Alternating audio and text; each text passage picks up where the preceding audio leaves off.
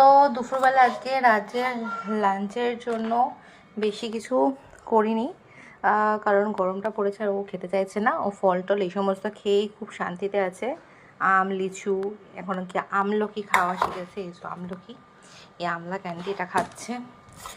তো সেক্ষেত্রে ডিম সেদ্ধও করেছিলাম, কিন্তু এখনও ওর যা পেটের অবস্থা বুঝছি ও খাবে না। তো এখানে পেঁপে, গাজর, আলু সেদ্ধ, আর তার সাথে মসুর ডাল রয়েছে, আর অল্প পরিমাণে ভাত, আর একটুখানি বাটার নিয়ে নিয়েছি। সো আজকে ওকে এটাই আমি কি দেওয়া হবে, কারণ কি ও আচ্ছা এর মধ্যে পটলও রয়েছে। তো সমস্ত সবজিটাই আমি ওকে বেশি করে দিই। এর মধ্যে এখন ঢ্যাঁড়স রয়েছে, পেঁপে রয়েছে, কারণ ওর পটিটা একটু কষে গেছিলো। তো সেই ক্ষেত্রে আমি আজকে সকালবেলা ভালো করেছে পটি, কিন্তু কালকে একটু কষা পটি করেছিল।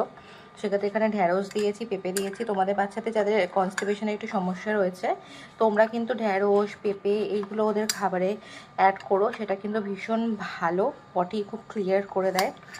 আর এরকম গরম বলে খুব বেশি রান্না করে কিছু দিচ্ছি না, সব সবজি ডাল এগুলো সেদ্ধ করে তারপরে একটু বাটার নিয়ে নিয়েছি, তা নাহলে খেতে ভালো লাগবে না।